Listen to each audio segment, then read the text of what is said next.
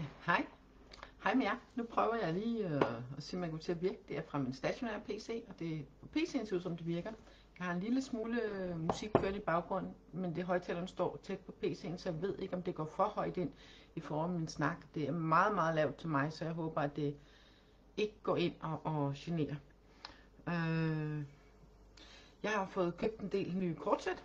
Jeg var til noget behandling inde i Indreby i Aalborg her i onsdags, og så kom jeg til lige at gå forbi en butik på vejen hjem, som jeg vidste havde nogle kort, og som jeg frekventerede sådan jævnligt for lang tid siden, dengang jeg boede ude i Aalborg Øst. Og de har masser af kort, og de har røgelse og sådan forskellige andre hyggelige ting. Og lidt sten også og sådan lidt. Ja. Men i hvert fald der gik jeg ind, og det var selvom jeg faktisk havde bestilt nogle kort over nettet. 3 andre sæt, som jeg så også fik. Og her i dag, der vil jeg så præsentere for 2 af dem, jeg købte i butikken, og 1 af dem, der kom fra nettet. Og det ene af dem, der kom fra nettet, jeg købte i butikken, det er det her Oracle of Light and Dreams. Og det, jeg blev bare fuldstændig trukket ind af det. Og så vil jeg lige prøve at åbne. Vi har et meget, meget blide billeder, meget blide farver. Det er kreeret af en engelsk gut, der hedder Scott Howden. Og bagsiden, det ser sådan her ud. Jeg ved faktisk ikke, om I ser det spejlvendt, når jeg sender live. Når jeg bare kigger på her selv, så ser det ud som det ikke er spejlvendt, men jeg ved ikke om live, om det er spejlvendt for jer. Men dem her, dem har jeg ikke fået blandet endnu, så de ligger i rækkefølge stadigvæk. Og der følger en lille guidebog med, og den her guidebog, den hører til dem, som har farvebilleder i. Og ved hvert kort, der er sådan en lille citat, det slutter af med, så for eksempel den her fra nummer 10 her, med Selkie, der er et lille citat, at happiness not in another place, but this place. Not for another hour, but this hour. Altså glæde ikke et andet sted end dette sted, og ikke i en anden time end denne time. Altså ikke på et andet tidspunkt end her og nu. Så noget med at være i nuet og være glad i nuet. Nu vil jeg lige se, om jeg kan finde ud af at få vist til de her kort. Det er lidt anderledes, når jeg har gang i dem her på højsmået plads, når jeg har 3 sæt. Og så har jeg et andet sæt her, så det er et tarot-sæt, Spirit Song Tarot. Og men altså, det er helt fantastisk. Der er også en fin lille guidebog med. Og der i stedet for sværd, så er det fjer for eksempel, og i stedet for stave og stokken, der er det acorns, altså æren. Og skaller, shells, det er i stedet for bærerne. Og så har vi den sidste crystals, det er i stedet for mønter, pentacles. Så det er sådan, og så er der nogle af dem, der i stedet for the fool, så har vi the traveler her, som er en gazelle. Er fantastisk flot. Og så er der et par stikord, som hedder, oversat er det eventyr og potentiale. Og jeg må sige, at de her kort for mig, de virker som, ja, det er tarotkort, men jeg kan også virkelig se, at der også er sådan orakelbeskeder i dem på en eller anden måde. Dem kommer jeg til bagefter. Og så lige til sidst, det var dem, jeg havde bestilt på nettet. Det er det her Light Warriors Spirit Oracle. Og der følger ikke nogen guidebog med.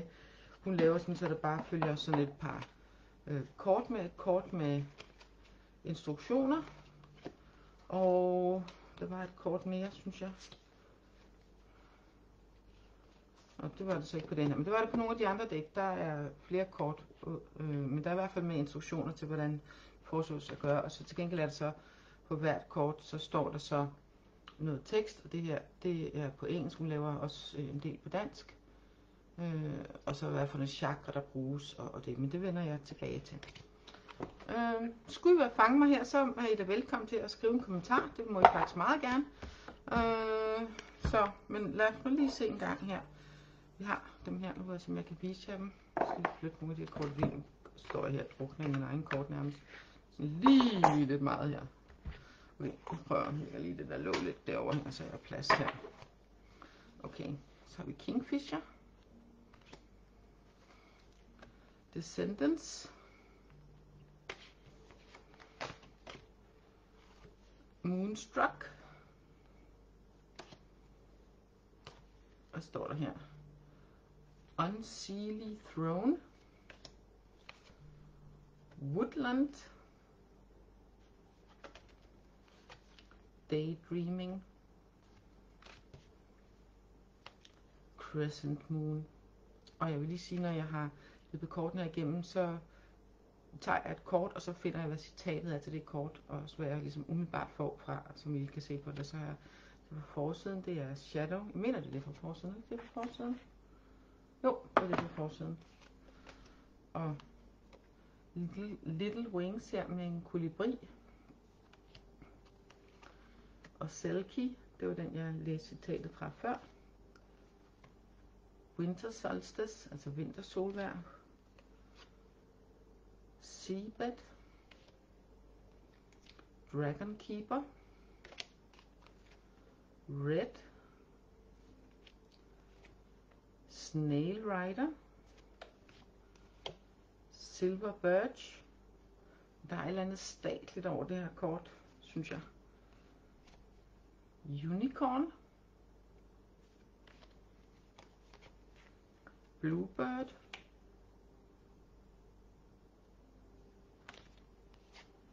Phoenix Fox. Og så har vi lige sådan lidt outerworldly her, sådan udenværtsligt, sådan close encounters med det der lille væsen, der ikke lige umiddelbart kommer her fra den jord, vi kender. Og så Little Owl, lille ugle. Chameleon, kameleon. Cat whiskers, altså de der, hvad hedder de, knurhår, kattes knurhår. Butterflies. Dragon's Lair. Catwoman. Road Warriors, og se lige hvordan koalaen der også har motorbriller på. Og jamen altså, den er helt fantastisk. Og så Forget Me Not, forglem mig ej, men også forglem mig af blomsten. Og den lille mus der rækker, ikke at glemme de små ting og være opmærksom på det. Så har vi flere med rejsebriller. Denne gang er det i luften og ikke på vejen og ikke på jorden. Aviators, hvor vi har en kat med. Tror jeg det er. Ja, det er en kat. Og så har vi Enchanted med flere sommerfugle. Og Nightingale, nattergal. Kitsune, og det er så vidt jeg ved sådan en japansk, jeg ved ikke lige om hun er gudinde eller figur eller hvad, men hun kan i hvert fald sådan en ræveting, hvor hun kan skifte mellem en ræv og sådan en gudinde-ting med rævehale og ræveører og sådan se, ja. Og så har jeg lidt svært ved at udtale den her, den er også spøjs. Imaginarium, så det er noget med at forestille sig, det ligner også en, ja, sådan et væsen, hvor, og imagine, altså forestille sig med fantasi. Ikke nu se, hvad det er for et kort, der kommer op senere. Jeg har ikke arbejdet rigtig med det, men nu har jeg bare sådan gjort dem til mine og gået dem igennem og sådan taget dem ind. Og seaglass, havglas med en havfrue her. Og så har vi også en angel. Og feathers med en ule og ulefjerne. Og Joan of Arc også med englevinger. Og så har vi peony, hvor vi også har slangen. Så for mig er det meget med fornyelse, men nu må vi se. Det er både hvad der står i teksten, men de her, jeg har læst inde i bogen også, det inviterer også til, at man skal kigge på kortene og se, hvad giver de dig, når du ser det, hvad får du på det tidspunkt, du ser det. Og så har vi den her 2 hearts, 2 hjerter. Og altså, det går bare rent ind. Hun har hjertet oppe i halskæden, og der er hjertet der på elefanten, og så er den der lille, hvad er det for en unge, en kattedyrunge, en store katte. Måske er det en løveunge, måske er det en leopardunge, det er lidt svært at se. Det er i hvert fald ikke en tigerunge. Og så har vi Kingfisher 2. Det er den første, der hvilede de på deres rejse ind og samlede styrke, inden de går videre.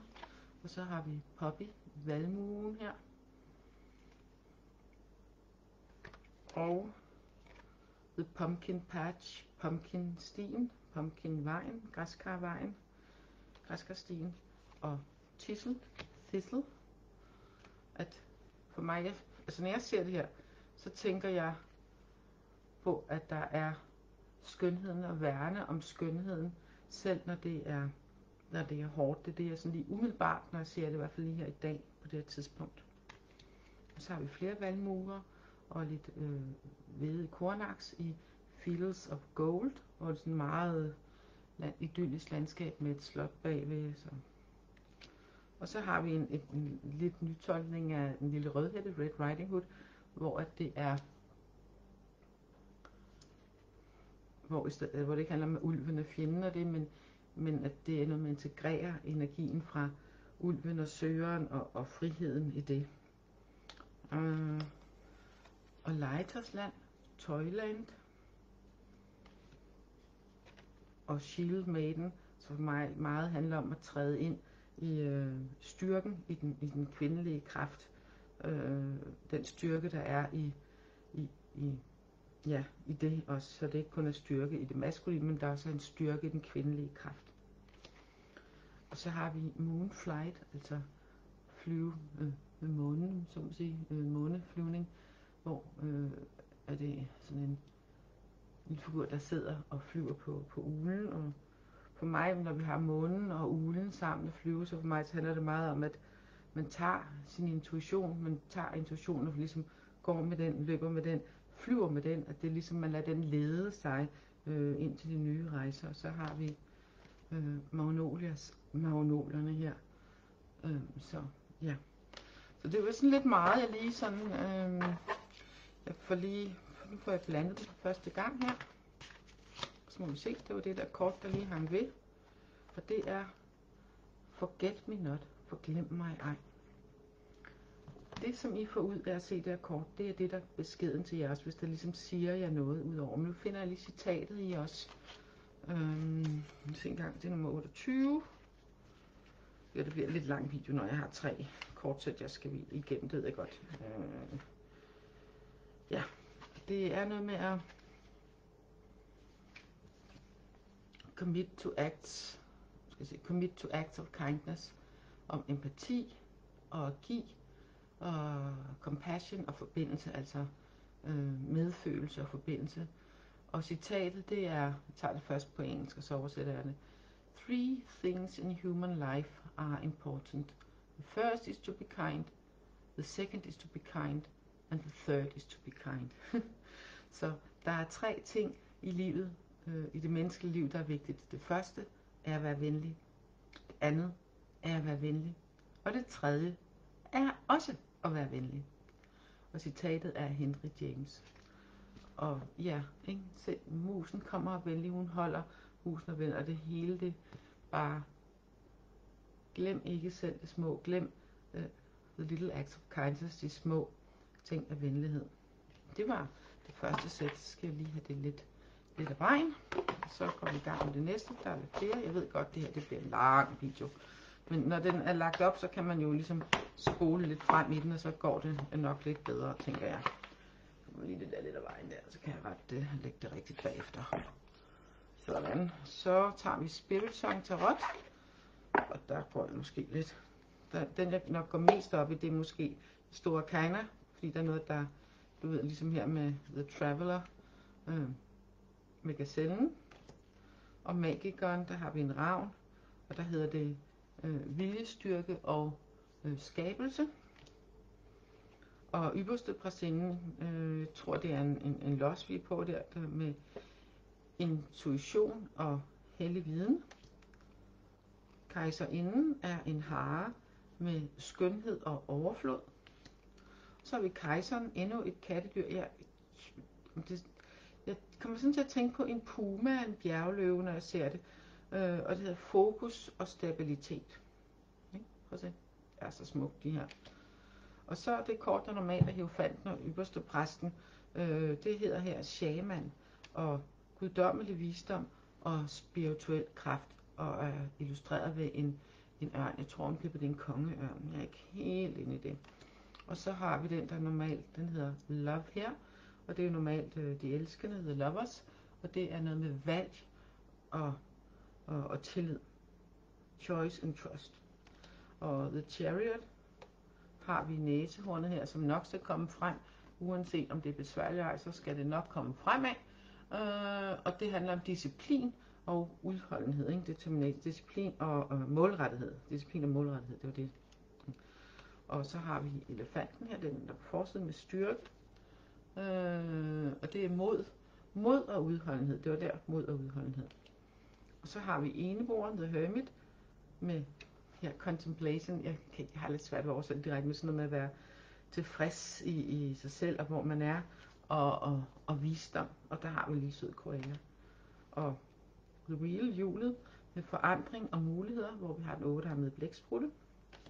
Så har vi justice, retfærdighed, med sandhed og klarhed. Og jeg er ikke lige, er det en sort, er det en krage? Jeg er ikke helt, jeg tror det er en krage, men jeg er ikke helt sikker.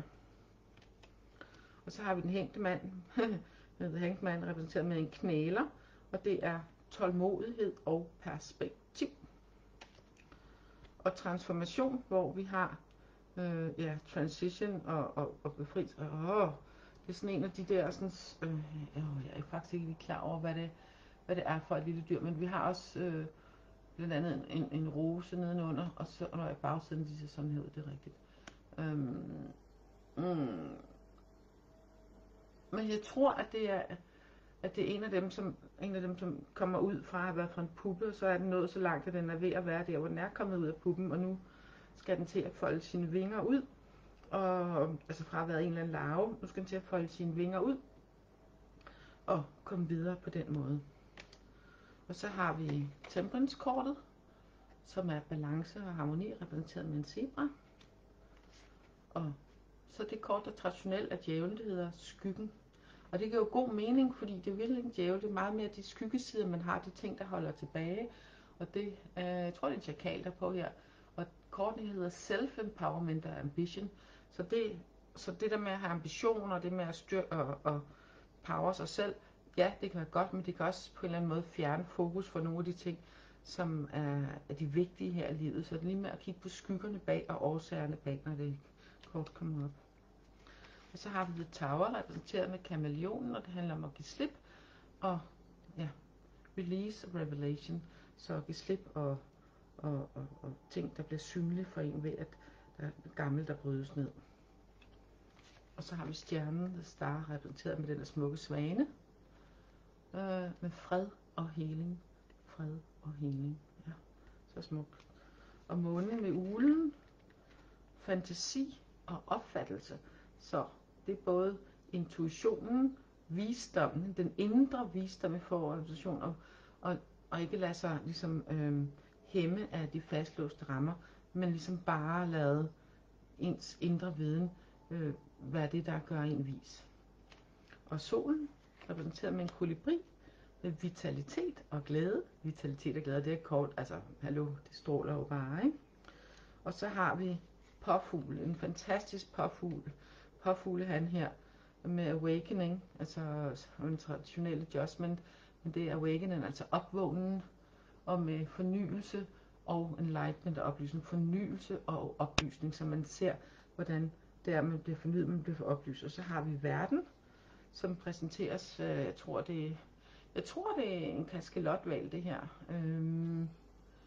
med fulfillment og celebration, altså en følelse, sådan fuldbyrdelse og fejring. Verden, altså noget ligesom er fuldendt og fuldbyrdet og klar til, en vi går i gang med en ny cyklus. Og så har vi, nu går jeg lidt kortere og hurtigere igennem, så har vi stokkene, som så er æren. Og ace her, det er så kreativ force med vædder her og selvtillid. Og toeren, der har vi, er det en hø eller sådan noget, det er i hvert fald en rovfugl, med fokus og insight, altså man kan se ting ind i, og så har vi giraffen, med at udforske, og valros med komfort og fællesskab, og 5, det må næsten være en leopard eller en gepard, det er en leopard med udfordringer og vækst. Ikke? Og 6'eren, det er succes og triumf her med, er det en kronhjort eller sådan noget? Det ligner i hvert fald en kronhjort, eller noget tilsvarende. Ikke? Og 7, hvor vi har stamina, altså, og determination, altså det her, det er noget, jeg vil. Jeg kan ikke lige komme på de præcise danske ord her, men at det her, altså, den her retten, det vælger ligesom at gå efter det, man ønsker sig, og det er repræsenteret med, jeg tror, det er en grævling, der er på her. Og så har vi 8 med energi og resultater, det mener jeg, enten er det en moræne, jeg tror, det er en moræne, eller noget tilsvarende. Energi og resultater. Og 9, hvor det er det en panter? Ja, det er vist en sort panter. Og vi har månen i baggrunden også, hvor det er power og perseverance. Og ja, lige nu kan jeg ikke lige huske det præcise ord for perseverance, men at man har masser af kraft bag sig og udholden, altså blanding af udholdenhed og man går efter tingene. Og 10, så er det et lille æsel eller sådan et eller andet den stil, æsel eller muldyr eller sådan noget. Ansvarlighed og dedikation. Ikke? Og så når vi til passion. Jeg kan ikke huske, hvad det er for en lille abeart, den her. Men det kan være nogen, jeg ved det. Og det er med opdagelse og entusiasme. Gå på opdagelse og entusiasme. Og passion, det er jo altid sådan noget med nye ting, noget nyt inden for området. Så det giver jo god mening med opdagelse. Og ridderen her, hvor det er handling og drivet. Hvor man tager action på ting, hvor man handler på ting. Og dronningen, det er passion og kreativitet. At have passion for noget, og virkelig brænde for noget, og være kreativ på mange fronter. Og så har vi kongen her, King of Acorns, med en hest her, med optimisme og innovation. Ja, ikke? Masser af optimisme og innovation. Så går vi over til det næste, til shells, til skallerne, hvor vi har S'et, hvor det er en havskildpadde med happiness og glæde, og hvis man er glad og overflod. 2, hvor det er enhed og harmoni. Og 3, playfulness, altså det at være legende og bliss, også fredfyldt, ikke? Glæde og fredfyldt. Og 4, ligesom kigge indad og reevaluere, ikke? Kigge indad og reevaluere med hejren her. Og 5, håb og, hvad står der? Håb og sådan, tilpasselse, altså readjustment, altså man rejusterer, man justerer tingene, der skal justeres. Og 6, det er også noget med glæde og sentiment, når man tænker tilbage på de ting, der var rare. Og 7, det er noget med at vælge og ambitioner, og der kan det være, hvis man nu lige på sige, at han har tabt den ene skal dernede for neden, fordi han prøver at jonglere med det hele og vælge det hele, og så mister han noget vejen. Så det er noget med lige at have lidt fokus på, hvad man har tænkt sig at vælge, og ikke lade sig distrahere for meget. Og så har vi 8 med en quest, og sådan sætte sig et mål, man går efter noget nyt. Altså en renewal, en fornyelse også. Og 9 med taknemmelighed og fulfillment igen, at være fyldt igen, ikke? Og 10'eren, blessings og well-being, altså det har jeg lidt svært ved lige at få oversat med pelikanen her. Og frøen, så har vi med intuition og inspiration. Og ridderen her, så er det charme og passion, ikke? Altså hallo med flamingoen, charme og passion. Og kongen, så dronningen, fred og medfølelse. Og kongen, harmoni og integritet. Så har vi dem, der til før sværene. Vi har her, er det en gedebuk eller sådan noget med Ace of Feathers, Fjerns S, mental klarhed og fundament. Og 2, hvad står der? Beslutninger og retning, for at træffe beslutninger og gå i den retning. Og 3, det er at sætte fri, så man kan komme sig, så man kan hele, ikke? Set free and recover. Det er jo ikke til at hele, det bliver med at holde fast i det, der skaber sorgen, og det, der skaber smerten, så det er noget med at få det sat fri. Og så 4, jeg tror det er en bjørn her, med sanctuary arrest, så at have et sted, der er ligesom er roligt og helligt ved dig, hvor du kan få dit hvil og kan restituere dig. Og 5, det handler om strategi, og lige sådan at have lidt modstandsdygtighed. Og 6'eren her handler også om hvad står der? Transition, altså når man, ligesom i transithallen, når man skal fra et sted til et andet, og indsigt. Og hvad hedder det, den her, hvad er det nu, den hedder? Jeg kan kun sådan på engelsk, Dragonfly. Guldsmed, det er også med forandringer, som er velkomne, ikke? Velkomne forandringer. Og 7'eren, det er, at man forbereder sig, og sørger for, at man har de ressourcer, der skal til.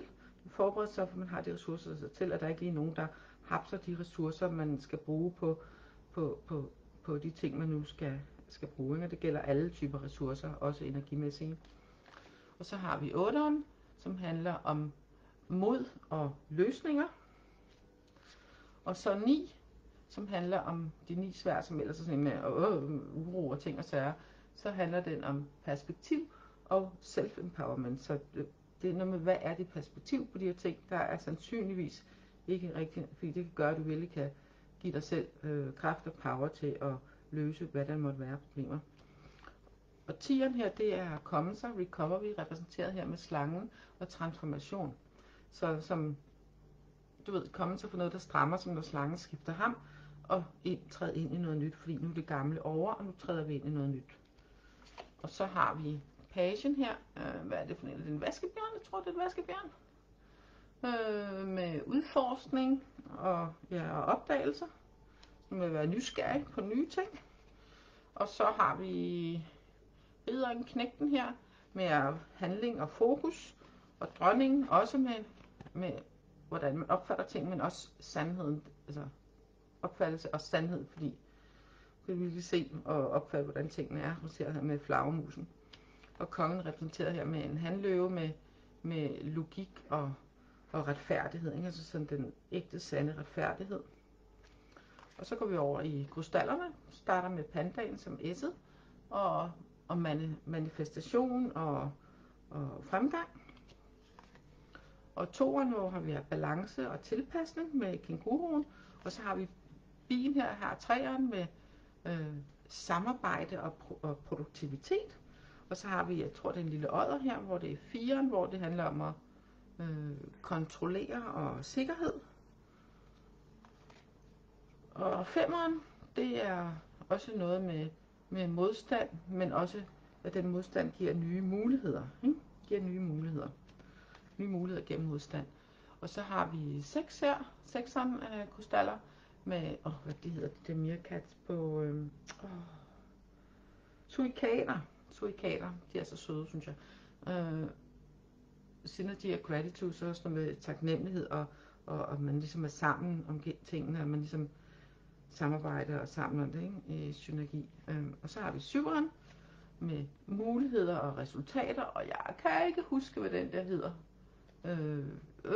Det kan jeg simpelthen ikke huske, jeg hørte det på den tidspunkt, men det kan jeg ikke huske. Og så har vi en bøffelandret med de 8 her, med dedikation og fremdrift. Og så har vi en edderkop her, som handler om sikkerhed og overflod med de 9. Sikkerhed og overflod med at skabe og tage det her til, den gemmer, så den har til, så den har sikret sin fremtid, og så den har rigeligt til, hvad der måtte komme. Og så har vi de 10 krystaller. Det er en krokodille eller en alligator. Jeg tror, det er en alligator eller sådan noget, fordi den er ikke så spids foran, men altså, det er sådan lige en detalje. Det er i hvert fald sådan med stabilitet, og hvad står der? Attainment. Jeg er ikke helt sikker på, hvad attainment betyder, men i hvert fald noget med stabilitet, for de 10 krystaller, det er også med stabilitet, og man ligesom er, hvor man hører til et sted. Og pagen af krystaller repræsenteret med ræven, med masser af nye idéer, men også disciplin til at kunne få noget ud af de nye idéer. Og ridderne krystaller endurance og determination, det er sådan udholdenhed og determination, det og målrettighed. Og der må man jo sige, at sådan en dromedar der, den kan jo sagtens gå længe. Den har et fint lager af vand og ting i puklen. Og så har vi dronningen med repræsenteret pindsvinet som comfort, og hvad står der? Prosperity, og nu kan jeg heller ikke lige huske prosperity, men i hvert fald, det er også noget, fremgang, en slags fremgang, ja, med komfort og fremgang. Og så har vi kongen repræsenteret med tigeren, med mod og at være committed, og være, man committer sig. Nu er det bare væk, det danske ord. Det kender jeg godt, men det er bare lige væk lige midlertidigt, så det gider jeg ikke sidde på tid på. Men med tigeren her i hvert fald. Det var alle de kort. Man er ved at få helt ondt, og der er også gået lang tid. Hvis I hænger ved stadigvæk, så må jeg sige, at det er ret godt gået. Wow, der var lige et par stykker her, der faldt. Det vendte sig med de 3 fjer her, hvor at, ja, give slip, så du kan hele. Ikke? Giv slip på det, som holder dig fast. Giv slip på hvis der er noget, der ligesom gør ondt på skidt på samlet sorg, fordi så begynder helingen. Så når man sidder og piller i sorgen, så heler det jo ikke. Så bliver arten større, det bliver man ligesom at bløde op og ting, og så er arret bliver større, og det heler i hvert fald ikke. Og så har vi også 2 fjer her, så det er noget med lige at få taget en beslutning, og så gå den retning. Og den beslutning kunne meget vel være, okay, hvordan kommer jeg videre, hvordan giver jeg slip på det, som gør ondt stadigvæk. Ikke? Hvordan får jeg sluppet det, så jeg også kan hele den del af mig og træde videre på min rejse. Det håber jeg giver mening. Og ja, så for jer, der har haft tålmodighed så længe, det er ret imponerende. Jeg er imponeret. Det kan også blive lidt øm histerpist af at sidde. Og nu skal vi i gang med dem her. De har den her smukke hvide hest på bagsiden. Og de virkelig, der er på dem, de står godt på engelsk, og så er der på dem alle sammen, der står lige hvad for det chakra, de hører til. For eksempel på den her, det er jordstjernechakret, og det næste er solar plexus chakret og sådan nogle ting. Og det står på dem alle sammen, hvilke chakra de hører til, om det. Og de første af dem, det er noget grounder, og altså det er sådan nogle grounder, sådan nogle, der renser, det er havfruenergien, der ligesom kan rense, og dem har jeg haft blandet, for dem har jeg haft brugt, så det er sådan lidt tilfældig rækkefølge, de kommer i. Men vi har, jeg viser jer dem bare lige her, med genfødsel her med asketræet, som er en af grounding-tingene, og det er den her med blodbirke, også med integritet, også grounding kort, og den røde ilddrage, det er om sandhed og beskyttende handling, og det er solar plexus chakret, det handler om, og det er en af beskytterne, og så har vi en af renserne, det er nogle af havfruerne, og det handler om ens essens, rensende action, og hold op med at få virkelig, ja, derfor det skal lige læse, hold op med at stop dimming your light, hold op med at holde dit lys tilbage, ikke? Tillad din sande essens at skinne og stråle, og lad din sjæls visdom oplyse din sti, oplyse din vej, ikke? Ja. Og så har vi den sorte jerndrage, og så har vi havfruens spejl, det er endnu en af de der rense. Og så har vi Golden Unicorn, som handler om helhed, og det er healing action, og det er en af healerkortene, det er også jordstjernechakra. Jordstjerne, det er det, der ligger under, ligesom, ned jorden, når vi går på jorden, som kan hjælpe os til at forbinde den vej. Og selvskabelse, self-creation her, fairy godmother, det hører til også jordstjernechakra, og det er en af manifestorerne. Og The Divine Blueprint med Azraels sølvøje. Og det er en transformerende handling, og det hvor man kan spørge ærkeenglen Azrael om hjælp til de ting, til at huske, hvad det er, som vil være godt for en at gøre næste gang. Og det er også noget med transformation. Så har vi den gamle ege, fra tidernes morgen egeånden, som også er en grounder, og så har vi den grønne jorddrage, og det er faktisk den drage, som er i år i den kinesiske, det er faktisk, jeg mener det er jorddragen, eller er det trædragen, men det er i hvert fald ikke ild, det er enten jord eller træ. Og det er også en af beskytterne, og det er rødchakret.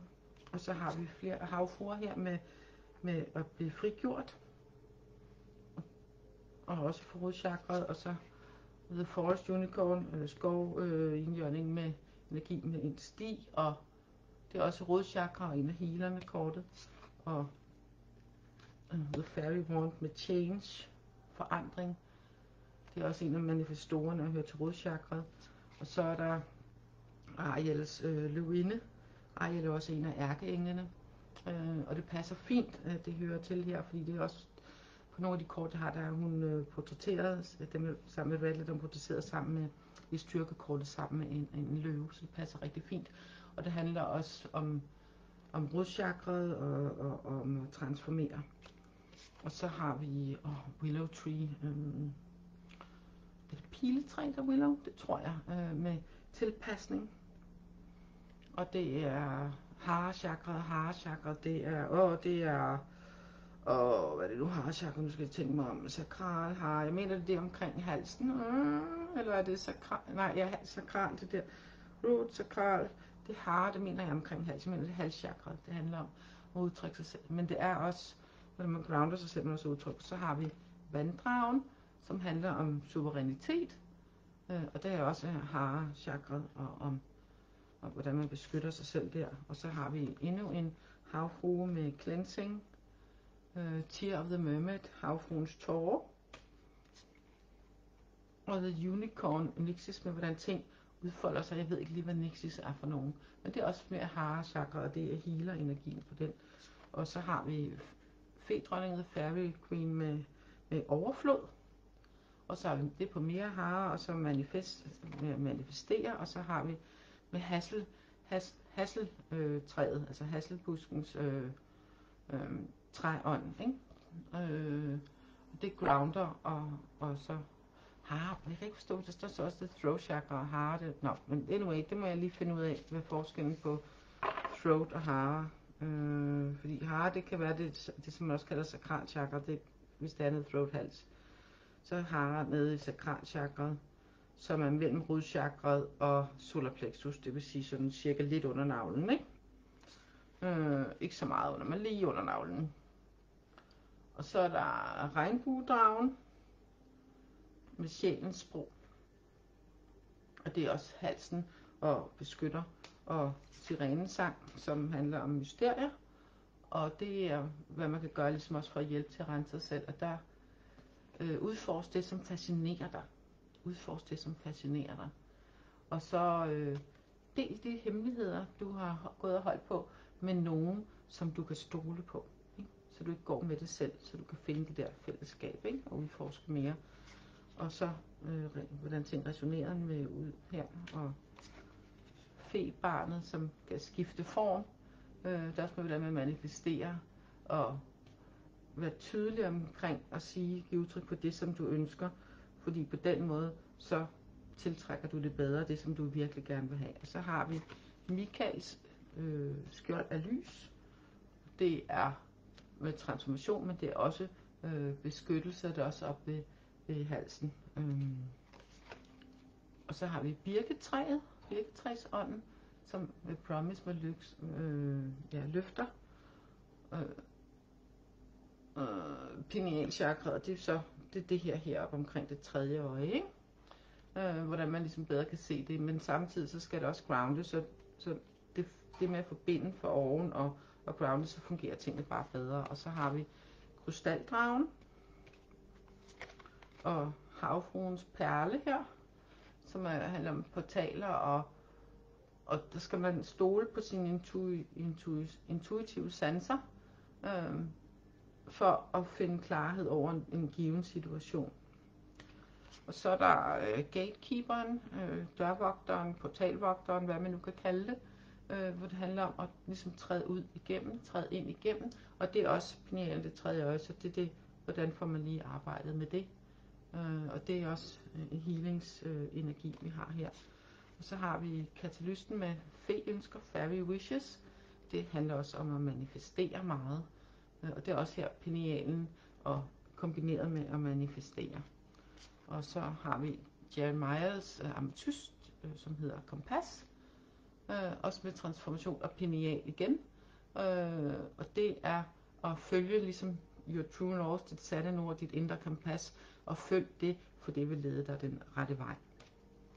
Og pine, jeg tror det er fyretræ. Nej, pine det er ikke fyre, men det er i hvert fald de stedsegrønne træer. Hvor man ligesom kan kalde på the eternal, det evige, og også en hvor man hjælper til at ground sig selv gennem det her, hvor man, når man grounder sig her og kalder på det her, så kan man beder man om at tillade, at hvad der står, den højere sti til den højere vej, til at vise sig for en, så hvad ens næste trin skal være. Ja. Og det hører på crown chakra og grounding samtidig, så det er at forbinde oppe og nede helt på en god måde, ikke? Og så har vi den hvide drage her. Og det er den, der ligesom koordinerer, griddet koordinerer. I kan se der i baggrunden, hvordan tingene hænger sammen. Så, og det er meget med at befri sig selv for de programmer og omstændigheder, som hæmmer dig og holder dig fast. Og ligesom skabe et nyt blueprint så til at følge ved hjælp af dragens energi her. Og det er også kronechakraet og samtidig beskyttelse. Og så har vi mere havfru her. Denne gang så er det med de tidslinjer, som udfolder sig. Og det er også kronechakra, som forbundet der. Og Nebula, indjørningen med det guddommelige. Og det er healeren og endnu mere kronechakra her. Og den hele action er, at man ligesom skal se det guddommelige i dig selv, og tage det ind, det guddommelige i dig selv. Og Pixie Magic, alfamagi med warp speed, altså ligesom i, hvad de hedder, de der rumfilm der, rumserier, med at manifestere. Så skal man stoppe med bare at vente på, at drømmene skal komme til, og måske kommer de en gang i fremtiden. Det skal man stoppe med, men i fremtiden er en gang der og når, og dit og dat og vis, ikke? Fordi alt er muligt nu, som i nu. Ikke? Og alt er nu. Og det er også med forbindelse at være som det er endnu. Og så har vi Gabriels springvand af liv, hvor det også er med at transformere og træde ind i det. Og der har vi Haren igen med det kreative, og skabe og stole på, at renselsesprocessen giver plads til skabelse af nyt.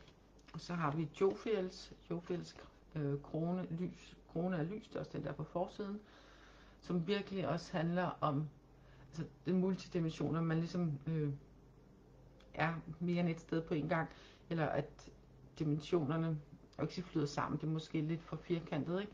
Eller lidt for flat, men det er også transformer og crown chakra, så man, selvom man er her på jorden, så er det som om, at forbindelsen er det til andre side, så man ligesom har en vidshed, en føling med, eller hvordan det nu skal være, med hvad der ellers er, hvordan det hele hænger sammen med alle tidslinjer på en gang, ikke?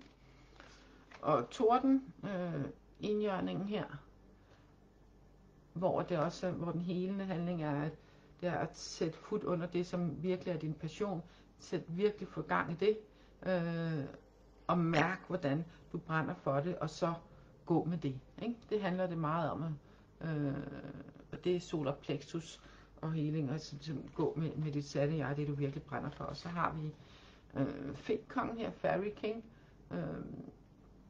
hvor det handler om at så meget være proaktiv, og det er solar plexus igen, og manifestere det ved de ting, man gerne vil være proaktiv og selv tage skridt til det.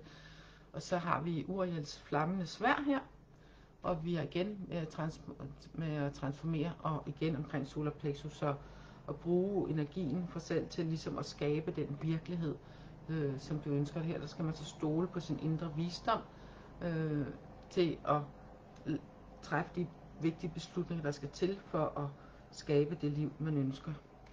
Og så har vi æbletræs spirit her, som handler om ligesom den kærlighed i kærlighedens essensen. Og det er grounded, og det er hjertet, det handler om det hjerteenergi, hvor det virkelig handler om at lytte til hjertet, og bruge det som beslutningstager, og hvad vil hjertet gøre i en given situation. Og så livets træ med udødelighed.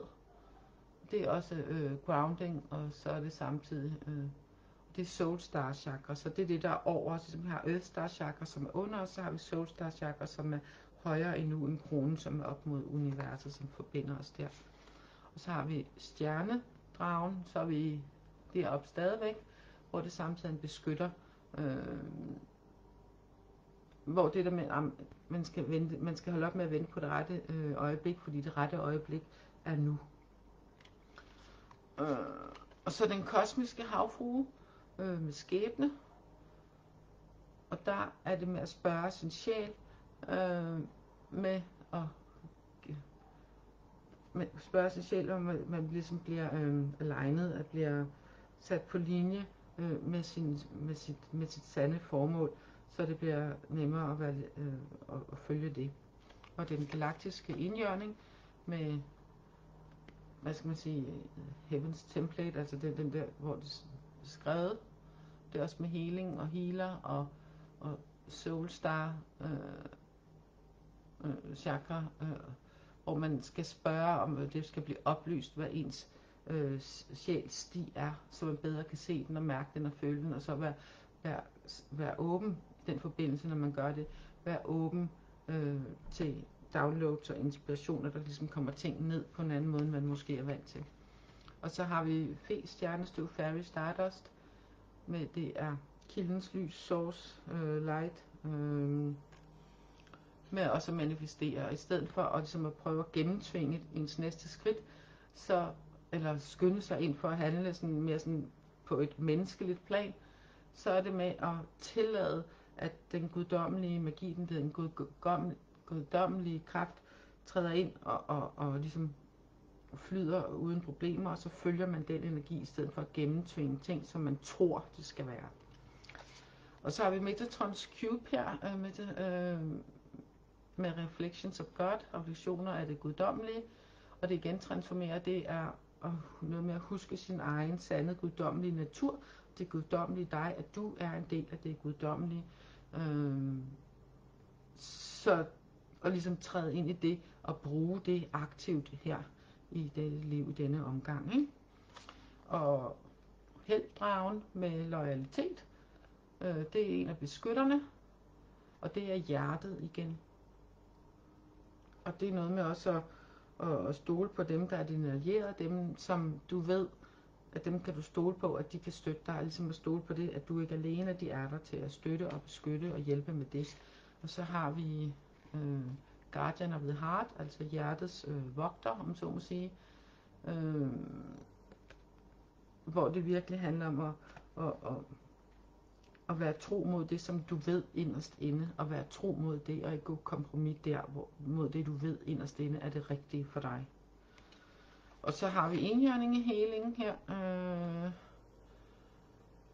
med, hvor der står, giv slip på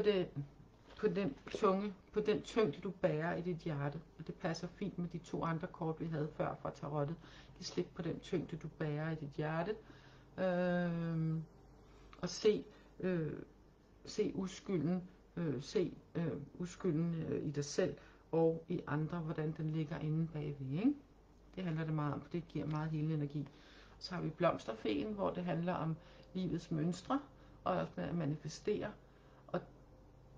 Og det er noget med, at når du skal begynde at skabe tænkeliv, så start der, hvor det inspirerer med dit hjerte, og føles rigtigt der, og så begynd der. Og så har vi Rafaels smaragdvinger med renselse. Også det handler også om at transformere, og det er hjertet stadigvæk. Og det handler om, at det er vigtigt, hvor vigtigt det er at huske at give dig selv tid og rum til også at få helet, og ikke bare tons derude af at tage dig af andre og praktiske ting, og så, men også huske at give dig selv tid og rum for at hele. For når du er helt, så kan du bedre være der for dig selv og andre og jorden. Uha, det var mange kort. Så vi snupper lige et enkelt der også. Godt nok også sidde for længe, så hvis du har været med så lang tid, så imponerende. Nej, den der. Jeps, vi har to. Vi har Pixie Magic og Pine Free Spirit. Så det er den ene med at manifestere og med at grounde det der med at lade være med at vente med at måske drømme med vente på, det kommer i fremtiden en gang, ikke? For grounded og forbinde sig, jamen det, at nuet er nu, og så hjælp til at, altså evoke the eternal, og tillade den højere sti til at vise sig for dig, sådan så du ved, hvordan nuet bliver nu, i stedet for det du gerne vil have bliver nu, i stedet for en gang i fremtiden, og når det, og i morgen, om en måned, om et år, ikke? Så bliver det er nu, du træder ind i energien, så at du tiltrækker det, og det skaber nu og her. Det var en lang omgang, så ja, man kan sikkert spole i det, når det har lagt sig. Så vil jeg sige tusind tak for, at I kiggede med. Og jeg håber, at nogle af jer gider at skrive lidt under neden, om der var et af de her kortsæk, eller flere, som I synes virker særlig interessante. Så vil jeg se, om jeg kan få brugt dem mere. Måske til en lille mindelæsning, eller trække lidt oftere fra dem til et eller to kort, når jeg laver de der kortsenergi undervejs. Jeg tænker, det var det. Det var også meget lang tid. Trænger jeg i hvert fald til at forstrække mig. Jeg håber, man har kunne høre mig igennem den svage musik i baggrunden, og den ikke har taget over. Nu skal jeg se, hvor jeg slutter. Det gør jeg hernede til venstre på skærmen. Hold da op, jeg har siddet her i over 50 minutter. Af min arm, som hun sagde i Matador. Nå, trænger til at op og strække mig. Tak fordi I så med, og så ses vi til nogle kort. Jeg er spændt på, hvad I synes om dem. Jeg har flere til at præsentere på et andet tidspunkt, men det er ikke sikkert, at jeg lige laver video om det. Så. Men pas godt på jer selv, ikke? Og giv slip på det, der tynger. Lad jer selv hele, og vær tro mod dit hjerte og mod din sjæl. Hej så længe.